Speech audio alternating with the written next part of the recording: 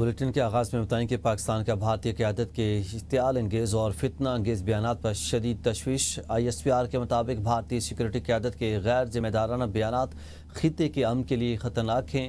بھارت ایک بار پھر جارحیت کے لیے من گھڑت بہانے تلاش کر رہا ہے اور بھارت برسوں سے خود کو مظلوم اور پاکستان کو منفی انداز میں پیش کرتا رہا۔ دنیا بھارت کو خطے میں دہشت گردی اور عدم استحکام کا اصل چہرہ مان چکی ہے۔ ISPR کا بتانا ہے کہ بھارتی جارحیت نے 2 ایٹمی طاقتوں کو جنگ کے دہانے پر لا کھڑا کیا تھا۔ بھارت اپنے تباہ شدہ جنگی طیارے اور پاکستان کے جوابی وار بھول چکا ہے۔ بھارت ایک بار پھر تصادم کے نئے دور کی خواہش میں مبتلا دکھائی دیتا ہے۔ بھارتی وزیر دفاع اور عسکری قیادت کے بیانات انتہائی اشتعال انگیز ہیں۔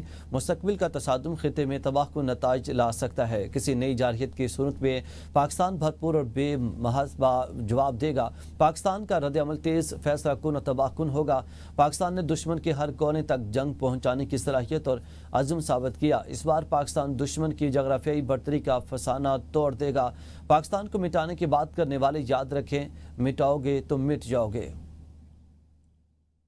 اسرائیل نے غزہ پر بمباری عارضی طور پر روک دی ہے۔ امریکی صدر ڈونلڈ ٹرمپ کا دعویٰ۔ صدر ٹرمپ نے کہا کہ اقدام یرغمالیوں کی رہائی اور امن معاہدے کے حصول کی سمت ایک اہم قدم ہے۔ تاہم صدر ٹرمپ نے خبردار کیا ہے کہ حماس کی جانب سے تاخیر بالکل برداشت نہیں کریں گے۔ حماس کو تیزی سے اقدامات کرنے ہوں گے ورنہ تمام شرطیں ختم ہو جائیں گی۔ کسی ایسے نتیجے کو قبول نہیں کروں گا جس سے غزہ میں دوبارہ خطرہ پیدا ہو۔ اسرائیلی فورسز کی زیر حراست فلوٹیلا کارکنان کے ساتھ بدسلوکی، عالمی سطح پر شدید رد عمل۔ اسرائیل سے ترکیہ پہنچنے والے گلوبل سموتھ فلوٹیلا کارکنان کے خوشروا انکشافات۔ اسرائیلی فورسز کی حراست میں اذیت ناک حالات کی تفصیلات بیان کر دیں۔ ترک کارکن ایمریجان پولات نے بتایا کہ انہیں 32 گھنٹے تک دواؤں سے محروم رکھا گیا، انتہائی کم خوراک دی گئی، مسلح گارڈز اور کتوں کے ذریعے بار بار جگا کر نیند سے محرومی کا نشانہ بنایا گیا۔ ترک ٹی وی کے مطابق قیدیوں کو بھوکا پیاسا رکھا گیا، بعض کو بیت الخلاء کا پانی پینے پر مجبور کیا گیا اور سخت گرمی میں اذیت ناک ماحول میں رکھا گیا۔ انہوں نے بتایا کہ قید خانے کی دیواروں پر 2019 سے فلسطینی بچوں کے نام اور دعائیں درج تھیں۔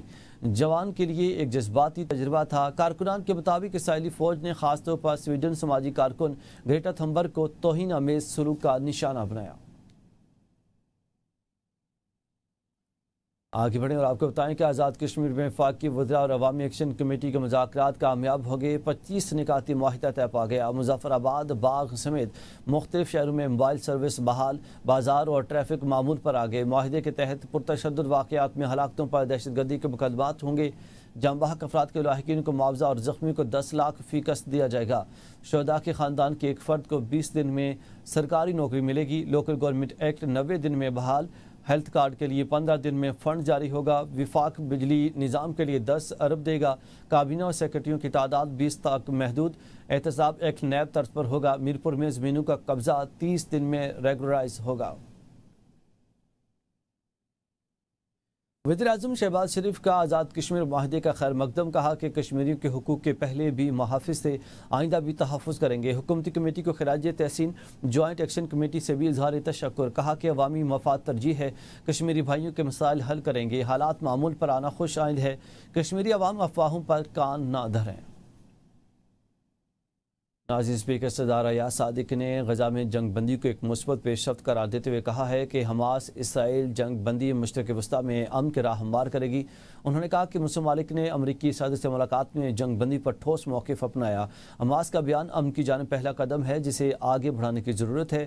انہوں نے کہا کہ فلسطینیوں کی قربانیاں رائے گاں نہیں جائیں گی۔ نہ پاکستان نے اسرائیل کو تسلیم کیا ہے، نہ ایسی کوئی بات ہے، اور اس چیز پہ سیاست نہ کی جائے تو بہتر ہے، چونکہ سارے ممالک مل کے یہ بات کر رہے ہیں کہ وہاں کے لوگوں کو اور ظلم سے روکا جائے۔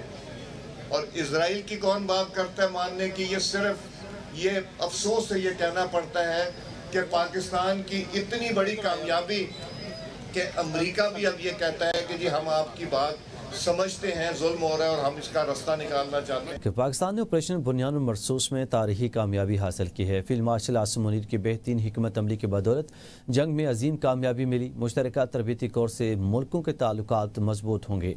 वज़ीर आला मरियम नवाज का तकरीब से खिताब, कहा कि पाकिस्तान को अंदरूनी और बैरूनी चैलेंजेस का सामना है। गुड गवर्नेंस से अवामी मसाइल का हल मुमकिन है। अवाम की बेलौस और बिला तफरीक खिदमत मेरा मिशन है। पंजाब में मुल्क की तारीख के बड़े सैलाब का सामना करना पड़ा।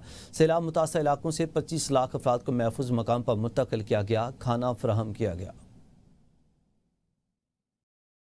मरी में पानी का बहुत बड़ा एक प्रोजेक्ट जो है वो हम लेकर आ रहे हैं इंशाअल्लाह ताला। ऐलानात तो मैं अभी चाहे 2000 ऐलानात करके घर जाके सो जाऊं, क्या फर्क पड़ता है। तो अभी जो पंजाब का बदतरीन सैलाब आया, तो मरियम नवाज शरीफ, आपकी वजीर आला, आपकी बहन और आपकी बेटी ने, आपकी माँ ने, मैं अभी तक जब से सैलाब आया शायद 2 या 3 बार दफ्तर गई हूं। मैं कभी एक शहर में होती हूँ, कभी दूसरे शहर में होती हूँ, कभी तीसरे शहर में। जंगलात काटने के लिए, दरख्त काटने के लिए, लकड़ी काट कर टिम्बर माफिया ने बेचने के लिए और 5-5 लाख रुपए रिश्वत लेकर इलीगल कंक्रीट बिल्डिंग्स का जो जंगल यहां पर बना दिया, कुछ तो मैंने गिरा दी।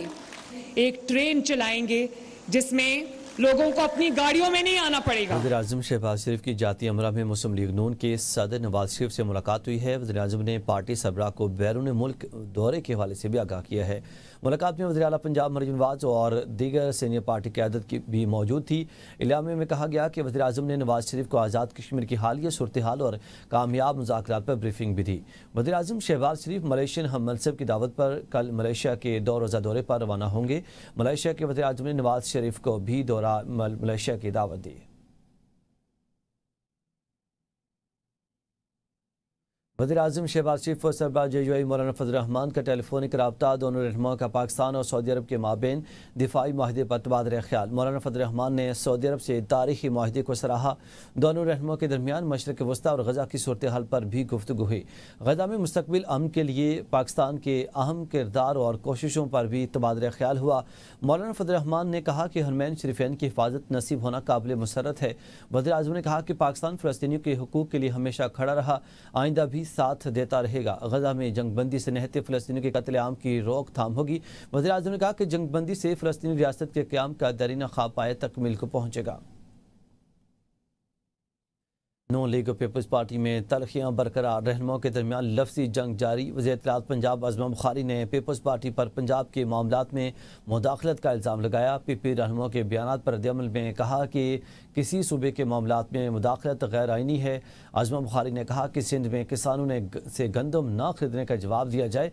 निसार खोड़ो ने मरीम नवाज के केनाल मनसूबे पर बयान को मुस्तरद करते हुए नवाज शरीफ से नोटिस लेने का मुतालबा किया। कहा कि सिंध मुतराज़े मनसूबे कबूल नहीं करेगा। पंजाब किसी एक जमात की जागीर नहीं है।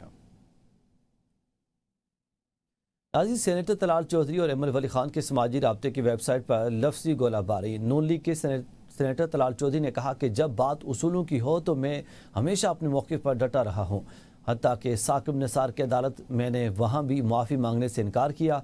एमएल वली खान की ट्वीट का जवाब देते हुए तलाल चौधरी ने लिखा कि मैं किसी भी बहस का खैर मकदम करता हूँ, लेकिन बहस शुरू करने से पहले कम अज़ कम आवाम को ये बताएं कि आप किस उसूल के तहत मिनिस्टर इनक्लेव में रहते हैं।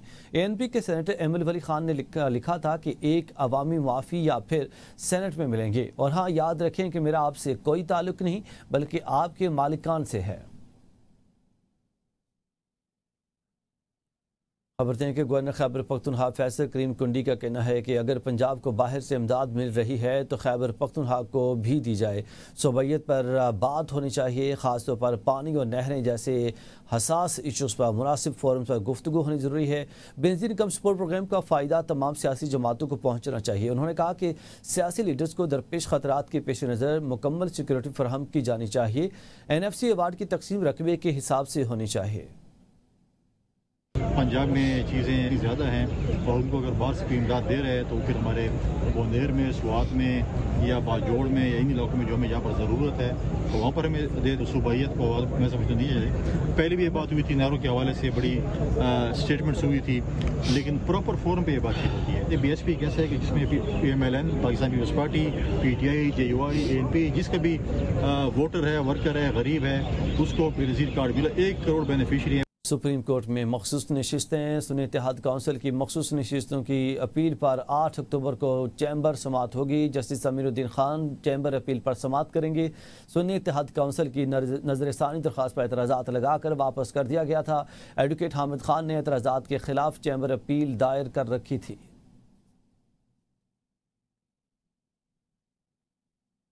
اسلام آباد کی ڈسٹرکٹ سیشن کورٹ میں علی امین گنڈاپور کے خلاف شراب و اسلحہ برآمدگی کیس کی سماعت ہوئی. جوڈیشل مجسٹریٹ مبشر حسن چشتی نے کارروائی کی. تاہم علی امین گنڈاپور آج بھی عدالت میں پیش نہ ہوئے. عدالت نے ان کے وارنٹ گرفتاری برقرار رکھتے ہوئے کیس کی مزید سماعت 18 اکتوبر تک ملتوی کر دی ہے. علی امین گنڈاپور کے خلاف مقدمہ تھانہ بارہ کوہ میں درج ہے. نیوز اسٹوڈیو سے اب تک کے لیے اتنا ہی. مزید اپڈیٹس کے لیے دیکھتے رہیے ABN نیوز.